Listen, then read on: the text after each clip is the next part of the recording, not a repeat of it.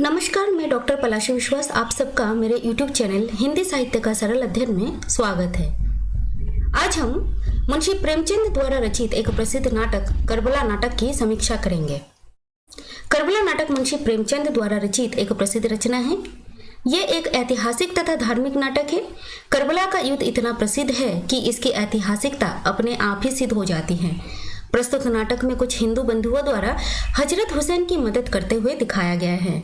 अरब देश में इन हिंदू बंधुओं के अस्तित्व के विषय में कुछ विद्वानों का यह मानना है कि महाभारत के बाद अश्वत्थामा के वंशज वहां जाकर बसे थे और प्रस्तुत नाटक में जिन हिंदू बंधुओं की चर्चा हुई है वे अश्वत्थामा के ही वंशज थे। वही दूसरी ओर कुछ अन्य विद्वानों का यह मानना है कि ये हिंदू बंधु वे लोग थे जिनके पूर्वजों को सिकंदर अपने साथ कैद करके ले गए थे। यह नाटक इस्लाम धर्म पर आधारित है और यह नाटक उस दौरान रचा गया है जब भारत में हिंदू मुसलमानों में सद्भाव कम होते जा रहे थे। प्रेमचंद गांधीवादी विचारों से प्रभावित थे और वे नहीं चाहते थे कि उनके द्वारा रचित इस नाटक से मुसलमानों को किसी भी प्रकार से कोई भी आघात पहुंचे। यही कारण है कि उन्होंने प्रस्तुत नाटक में कल्पनाओं का समावेश नहीं किए हैं और ना ही कोई काल्पनिक स्त्री चरित्र को गढ़े हैं। अतः उन्होंने अपने इस नाटक में कल्पनाओं के स्थान पर यथार्थ का चित्रण किया है और अपने हिंदू पाठकों को यह बताने की कोशिश की है कि हर मुस्लिम शासक औरंगजेब की तरह क्रूर और अत्याचारी नहीं थे, बल्कि हजरत हुसैन जैसे शांतिप्रिय, सत्यव्रती, अहिंसक तथा धार्मिक मुस्लिम शासक भी रहे हैं।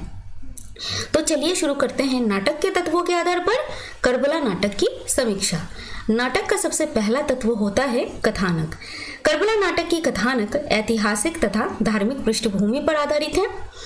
हजरत मोहम्मद की मृत्यु के पश्चात परिस्थितिवश खिलाफत का पद उनके चचेरे भाई और दामाद हजरत अली को ना मिलकर सर्वसम्मति से उमर फारूक को मिला।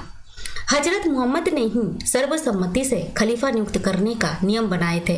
उमर फारूक के बाद अबू बकर चुने गए, फिर यह पद उस्मान को मिला। उस्मान पक्षपाती थे जो उच्च राजकीय पदों पर अपने ही कुटुंब वालों को नियुक्त करते थे। इस बात से बिगड़कर कुछ लोग उनकी हत्या कर देते हैं। उस्मान के संबंधियों को हजरत अली पर शक होता है। उस्मान के बाद हजरत अली खलीफा घोषित होते हैं। उस्मान का एक करीबी संबंधी मुआविया जो शाम प्रांत का सूबेदार था, हजरत अली को अपना खलीफा स्वीकार नहीं करता है। हजरत अली मुआविया को दंड देने के लिए सेना नियुक्त करते हैं। उनमें लड़ाइयाँ होती हैं। लगातार 5 वर्ष तक लड़ाइयाँ होने के बाद मुआविया को विजय हासिल होता है। हजरत अली मुआविया को हटाने के लिए एक सेना संगठित कर रहे थे, लेकिन एक हत्यारा उनकी हत्या कर डालता है। खलीफा पद पर आसीन मुआविया यह घोषणा करता है कि वह अपने मृत्यु के पश्चात अपने पुत्र यजीद को नहीं बल्कि हजरत अली के पुत्र हसन को खलीफा घोषित करेगा। हसन की मृत्यु मुआविया से पहले ही हो जाती है। मुआविया अपने मौत से पहले अपने पुत्र यजीद को खलीफा घोषित कर देते हैं, जबकि खलीफा का उत्तराधिकारी हजरत अली के पुत्र हजरत हुसैन थे। यजीद को सबसे ज्यादा भय हुसैन से था। यही कारण था कि वह किसी भी कीमत पर हुसैन से अपने नाम पर बैयत स्वीकार करवाना चाहता था, लेकिन उसे पता था कि हुसैन मरते दम तक उसके नाम पर बैयत स्वीकार नहीं करेंगे। यही कारण था कि वह हुसैन की हत्या करने के लिए षड्यंत्र रचता है और कुफावासियों को विविध लोभ लालच देता है और जो नहीं मानते हैं उनको कत्लेआम की धमकियां देकर हुसैन के खिलाफ कर देता है। वही दूसरी ओर हजरत हुसैन शांति और अहिंसा के मार्ग पर चलने की कोशिश करते हैं। वे खलीफा बनने की इच्छा भी नहीं रखते हैं, लेकिन जब उनको कुफावासियों द्वारा विनय पूर्वक लिखी हुई चिट्ठी मिलती है जिसमें यजीद के अत्याचारों का वर्णन होता है, तब हुसैन का दिल करुणा से भर जाता है और वे अपनी प्रजा द्वारा मांगी गई मदद के लिए अपने कुछ मित्रों, रिश्तेदारों तथा परिवार के साथ मिलकर मक्का की ओर निकल पड़ते हैं। हुसैन के कुल 72 लोग थे। वही दूसरी ओर यजीद अपनी 22,000 सैनिकों को भेजकर हुसैन और उसके काफिले को रास्ते में ही रोकने की कोशिश करता है। हुसैन का काफिला, जिसमें बूढ़े, बच्चे तथा स्त्रियां भी शामिल थी, रास्ते में करबला के मैदान में अपना डेरा लगाते हैं। करबला का मैदान अत्यंत दुर्गम स्थान पर अवस्थित है। ये एक निर्जन रेगिस्तान है जो फरात नदी के किनारे स्थित है और ये फरात नदी ही वहां पर जल का एकमात्र स्रोत है। यजीद की सेनाएं हुसैन के डेरे को चारों ओर से घेर लेते हैं और फरात नदी के किनारे पर सैनिकों का कड़ा पहरा लगवा देता है। यजीद के हुक्म पर ही हुसैन के काफिले को नदी का पानी लेने से पूरी तरह से मना कर दिया जाता है। हुसैन के साथी उस गर्म तप्त रेगिस्तानी परिवेश में प्यास के मारे उनकी स्थिति बिगड़ती जाती है। हुसैन के 6 महीने का मासूम बेटा अली अजगर प्यास के मारे फूल की तरह मुरझा जाता है और उसकी स्थिति बिगड़ते देखकर हुसैन अपने बेटे को लेकर पानी मांगने जाते हैं, लेकिन सैनिकों में दया नहीं जगती है और वे यजीद के हुक्म का पालन करते हैं। लेकिन एक पिता जिनका 6 महीने का मासूम बेटा प्यास के मारे तड़प रहा है, ऐसी स्थिति में वे पिता अर्थात हजरत हुसैन उन निर्दयी सैनिकों से ये कहते हैं कि मैं ये नहीं कहता हूँ कि पानी मुझे ला दो, तुम आन के चिल्लू से इसे आब पिला दो। मरता है ये, मरते हुए बच्चे को जिला दो, लिल्लाहा कलेजे की मेरी आग बुझा दो। जब मुंह मेरा ताकता है यह हसरत की नजर से, ए जालिमों उठता है धुआं मेरे जिगर से। करबला का मैदान युद्ध के मैदान में बदल जाती है। हुसैन के साथी यजीद के सैनिकों के साथ युद्ध करते हैं, एक एक करके शहीद हो जाते हैं। अंत में हजरत हुसैन की हत्या कर दी जाती है। इस प्रकार हुसैन को शहादत हासिल होती है। अतः इस नाटक की कथा वस्तु ऐतिहासिक तथा धार्मिक पृष्ठभूमि पर आधारित है।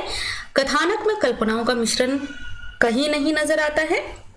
घटनाओं के आधिक्य के कारण नाटक का आकार थोड़ा विस्तार पा गया है, लेकिन घटनाओं का वर्णन पाठकों को बांध कर रखने में सक्षम है। इस प्रकार यह नाटक धार्मिक तथा ऐतिहासिक होने के साथ साथ कौतूहलपूर्ण तथा रुचिपूर्ण भी है। अब हम नाटक के दूसरे तत्व पात्रों तथा चरित्र चित्रण पर चर्चा करेंगे। करबला नाटक में पात्रों की संख्या अधिक है। प्रमुख पात्र है हजरत हुसैन, यजीद, मुसलमान, जियाद, जैनब, शहरबानो, साहस राय आदि। इन मुख्य चरित्रों के अलावा नाटक में अन्य अनेक गौण पात्रों का भी चित्रण किया गया है। इनमें प्रमुख है हिंदा, तौआ, बहब, ओम, मोहम्मद, नसीमा, हुर्र, जुहाक, मुआविया, शिमर, हबीब, अब्बास, साद, फातिमा, सकीना, राम सिंह, ध्रुवदत्त, भिरुदत्त, हरजस राय, पुण्यराज आदि हिंदू चरित्र तथा वलीद आदि अन्य अनेक पात्र। घटनाक्रम के विकास के लिए इन चरित्रों का चित्रण किया गया है। हजरत हुसैन हजरत मोहम्मद के नवासे हैं और खलीफा के पद के लिए असली उत्तराधिकारी हैं। हुसैन खलीफा नहीं बनना चाहते हैं। उनमें कुटिलता, राजनीतिक दांवपेचों तथा हिंसा आदि भावनाओं का अभाव है। वे साधु संतों की भांति शांतिपूर्ण तरीके से जीवन जीना चाहते हैं। उनमें धर्म के प्रति आस्था है। वे शांति प्रिय, सरल, सत्यव्रती हैं। यजीद मुआविया का बेटा और खलीफा पद पर हक जताने वाला चरित्र है और हिंसा के बल पर खलीफा पद पर आसीन रहना चाहता है। मुसलमान को एक साहसी तथा ईमानदार चरित्र के रूप में चित्रित किया गया है, जो अपने कर्तव्य का पालन ईमानदारी से करता है। जियाद के द्वारा दिए गए प्रलोभन से वह अपने कर्तव्य से विमुख नहीं होता है, बल्कि अपना कर्तव्य पालन करते हुए मृत्यु को वरण करता है। जियाद को यजीद के एक वफादार सैनिक के रूप में चित्रित किया गया है, जो अत्यंत क्रूर, हिंसक तथा कुटिल विचारों वाला है। जैनब हुसैन की बहन है। जैनब को एक बुद्धिमती, साहसी तथा कर्तव्यपरायणा चरित्र के रूप में चित्रित किया गया है। जैनब के 2 बेटे हैं, ओम तथा मोहम्मद। दोनों ही मासूम तथा कम उम्र के हैं, लेकिन ये दोनों भाई भी यजीद के सैनिकों से युद्ध करना चाहते हैं। जैनब अपने बेटों को युद्ध के मैदान में जाने देती हैं। इससे उसमें व्यक्त कर्तव्यपरायणता का भाव का पता चलता है। जैनब रण क्षेत्र में जाते हुए अपने प्यारे बेटों को संबोधित करते हुए कहती हैं, शेरों के लिए नंग है तलवार से डरना, मैदान में तन तन के सिपर सीनों को करना, हर जख्म पे दम उल्फते शब्बीर का भरना, कुर्बान गई जीने से बेहतर है वह मरना। इन मुख्य चरित्रों के अतिरिक्त अन्य अनेक गौण चरित्रों का चित्रण परिस्थिति तथा घटनाओं के अनुरूप किया गया है। रंगमंच पर इतने सारे चरित्रों द्वारा अभिनय करवाना कठिन हो जाता है। अब हम नाटक के तीसरे तत्व देश काल और वातावरण पर चर्चा करेंगे। ये नाटक ऐतिहासिक तथा धार्मिक पृष्ठभूमि पर आधारित है। करबला मध्य इराक में एक शहर है, बगदाद के लगभग 100 किलोमीटर दक्षिण पश्चिम में स्थित है। करबला इराक का एक प्रमुख शहर है। यहाँ पर इमाम हजरत हुसैन ने अपने नाना हजरत मोहम्मद के सिद्धांतों की रक्षा के लिए बहुत बड़ा बलिदान दिया था। इस स्थान पर हुसैन ने अपने पूरे परिवार और अनुयायियों को यजीद नामक व्यक्ति के आदेश पर सन 680 हिजरी 61 में शहीद किया गया था, जो उस समय शासन करता था और इस्लाम धर्म में अपने अनुसार बुराइयां जैसे शराबखोरी, अय्याशी आदि लाना चाहता था। प्रस्तुत नाटक का प्रारंभ एक दरबारी परिवेश से होता है, जहां पर रात्रि के समय यजीद अपने कई दरबारियों के साथ सुरा सुंदरियों में डूबा होता है। अपने पिता मुआविया की मृत्यु की सूचना पाकर यजीद खुश होता है, लेकिन उसे हुसैन का डर सताता है। यजीद अपने कुछ खास अनुयायियों के साथ मिलकर हुसैन की हत्या करने के लिए षड्यंत्र रचता है और समस्त कुफावासियों को लोभ तथा भय दिखाकर हुसैन के खिलाफ कर देता है। वहीं दूसरी ओर मदीना में हुसैन सादगीपूर्ण रूप से जीवन जीते हैं और हिंसा तथा राजनीतिक कूटनीतियों से दूर रहते हैं। हुसैन साहसी है। यही कारण है कि जब पत्र के जरिए उनको इस बात का पता चलता है कि यजीद अपनी शक्ति का दुरुपयोग करता है और कोफा वासियों पर अत्याचार कर रहा है, तो वे तुरंत उनकी मदद करने के लिए अपने परिवार तथा अनुयायियों, जिसमें कुल 72 लोग शामिल थे, को लेकर मक्का की ओर रवाना हो जाते हैं। लेकिन रास्ते में करबला के मैदान में यजीद के सैनिक उनको घेर लेते हैं और युद्ध की घोषणा करते हैं। हुसैन शांति वार्ता के माध्यम से समझौता करने की कई बार कोशिश करते हैं, लेकिन यजीद और उनके सैनिक नहीं मानते हैं और युद्ध होता है। देश काल और वातावरण के अंतर्गत प्रस्तुत नाटक में अरब देश में एक ऐसे गांव का भी चित्रण किया गया है जहां पर हिंदू समुदाय के लोग रहते हैं। वहां पर एक विशाल मंदिर का चित्रण किया गया है। उस मंदिर में साहसराय और उनके बंधु मिलकर संध्या हवन ईश्वर प्रार्थना करते हैं। हरि धर्म प्राण से प्यारा हो, अखिलेश अनंत विधाता हो, मंगलमय मोद प्रदाता हो, भय भंजन शिव जन त्राता हो, अविनाशी अद्भुत ज्ञाता हो, हरि धर्म प्राण से प्यारा हो। करबला नाटक में जिस वातावरण का चित्रण किया गया है वो अधिकांशतः हिंसा पर आधारित है। यजीद के सैनिकों द्वारा हुसैन और उनके साथियों तथा परिवार पर जो जुल्मों सितम ढाया गया है वह पाठकों के मन में करुणा उत्पन्न करती है। नाटक के अंतिम दृश्यों में हिंसक रवैये अपनी चरमावस्था में पहुंचकर नाटक का दुखांत करती है। फरात नदी की पानी पर पूरी तरह से पाबंदी लगा देना और प्यास से तड़प तड़प कर मरते हुए हुसैन के साथियों के प्रति करुणा और यजीद के प्रति घृणा जगाती हैं। अंत में हुसैन का कत्ल कर दिया जाता है। इस प्रकार प्रस्तुत नाटक का वातावरण षड्यंत्रों, युद्ध के मैदानों में घटने वाली हिंसक घटनाओं तथा युद्ध में हासिल शहादतों की करुण दृश्यों से भरपूर है। अब हम नाटक के चौथे तत्व पर चर्चा करेंगे, कथोपकथन तथा संवाद। किसी भी नाटक के समस्त घटनाओं का संपादन संवादों के माध्यम से ही किया जाता है। नाटककार अपनी संवेदनाओं को पात्रों के संवादों के माध्यम से अभिव्यक्त करता है। संवाद ही नाटक का प्राण तत्व है। संवादों के अभाव में नाटक की कथावस्तु निर्जीव हो जाती है। संवाद विषयानुकूल, पात्रानुकूल, स्वाभाविक, प्रसंगानुकूल, गतिशील, सरल, संक्षिप्त तथा यथार्थवादी होना चाहिए। करबला नाटक के संवाद प्रसंगों के अनुसार विषयानुकूल, पात्रानुकूल है, जिसमें प्रारंभ से लेकर अंत तक एक गतिशीलता को देखा जा सकता है।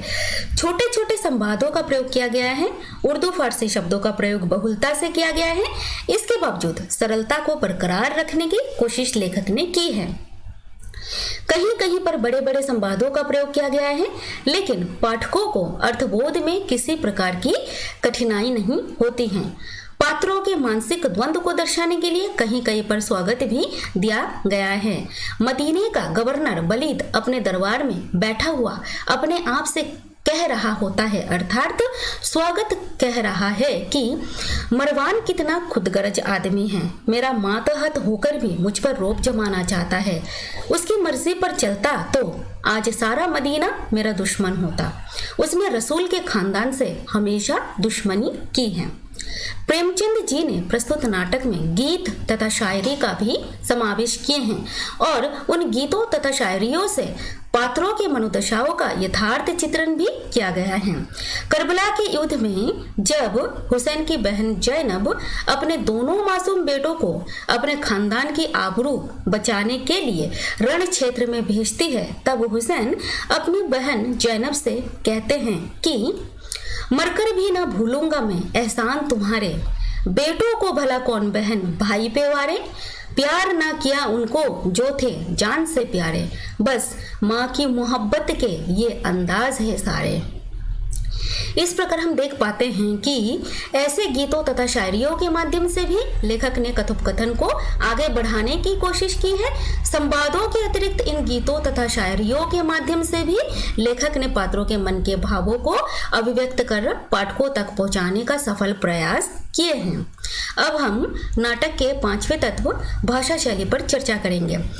करबला एक धार्मिक तथा ऐतिहासिक नाटक है। लेखक ने प्रस्तुत नाटक में विभिन्न ऐतिहासिक पात्रों के माध्यम से घटनाओं का विवरण प्रस्तुत किए हैं, अतः यह नाटक विवरणात्मक शैली में लिखा गया है। करबला नाटक इस्लाम धर्म तथा संस्कृति की पृष्ठभूमि पर आधारित है और अरब देश में घटने वाली एक ऐतिहासिक घटना को दर्शाती है। यही कारण है कि प्रेमचंद ने प्रस्तुत नाटक में उर्दू फारसी शब्दों का प्रचुरता से प्रयोग किए हैं, जो नाटक को यथार्थ और जीवंत बनाने में मदद करती हैं।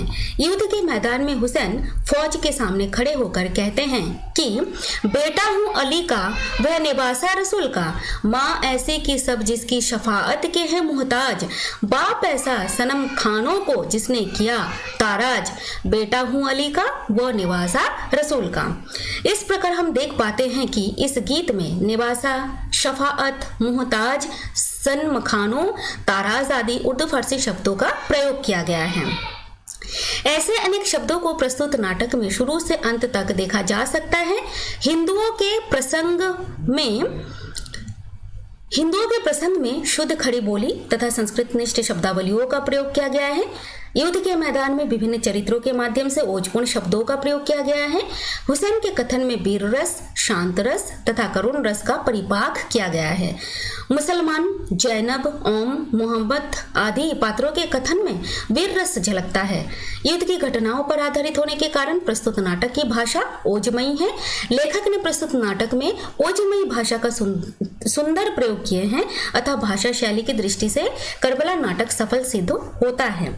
अब हम नाटक के 6वें तत्व अभिनेता और रंगमंचीयता पर चर्चा करेंगे। करबला नाटक में कुल 5 अंक और 42 दृश्य हैं, अर्थात अभिनेता और रंगमंचीयता की दृष्टि से यह नाटक आलोचना के शेमे में पहुंचते हैं। रंगमंच पर एक सीमित समय पर 42 दृश्यों को दर्शाना और उस पर अभिनेताओं द्वारा अभिनय कर पाना कठिन कार्य हो जाता है तथा दर्शकों में अरुचि उत्पन्न होने की संभावना बनी रहती है। अतः अभिनेता तथा रंगमंचीयता के तत्व के आधार पर यह नाटक पूरी तरह से खरा नहीं उतरता है। पात्रों की संख्या भी अधिक है, दृश्यों का रूपांतरण करने में कठिनाई हो सकती है, लेकिन नाटक की मूल संवेदना को बचाते हुए कुछ दृश्यों को हटा देने पर रंगमंच पर यह नाटक सफलतापूर्वक खेला जा सकता है। अब हम नाटक के अंतिम तत्व अर्थात उद्देश्य पर नजर डालेंगे। करबला एक धार्मिक तथा ऐतिहासिक नाटक है। यह नाटक उस समय लिखा गया है जब हमारे देश में हिंदू मुसलमान आपस में लड़ रहे थे और उनमें सांप्रदायिक भेदभाव बढ़ रहे थे। प्रेमचंद हिंदू मुसलमानों में सद्भाव जगाना चाहते थे। प्रेमचंद की मान्यता थी कि हम हिंदुओं की यह मान्यता हो गई है कि सभी मुस्लिम शासक औरंगजेब की तरह क्रूर तथा हिंसक होते हैं, लेकिन ऐसा नहीं है। इतिहास में ऐसे अनेक मुस्लिम शासक भी रहे हैं जो हजरत हुसैन की तरह महान, धार्मिक, सत्यव्रती, ईमानदार, दयावान तथा सद्भावना से परिपूर्ण थे। प्रेमचंद जी ये बताना चाहते थे कि औरंगजेब जैसे कुछ एक क्रूर तथा हिंसक मुस्लिम शासकों के कारण हमें हजरत हुसैन जैसे उन महान मुस्लिम शासकों को नहीं भूलना चाहिए जो अपनी प्रजा के हितों के लिए अपना सर्वस्व खो देते हैं और शहादत हासिल करते हैं। प्रेमचंद ने हिंदू मुसलमानों में एकता स्थापित करने के लिए प्रस्तुत नाटक में मुस्लिम शासकों की उदारता को चित्रित किए हैं। हुसैन अपनी प्रजा को यजीद के द्वारा किए जाने वाले अत्याचारों से मुक्त कराने के लिए यजीद से शांति वार्ता करने जाते हैं, लेकिन यजीद की कूटनीतियों तथा षड्यंत्रों के कारण असफल होते हैं।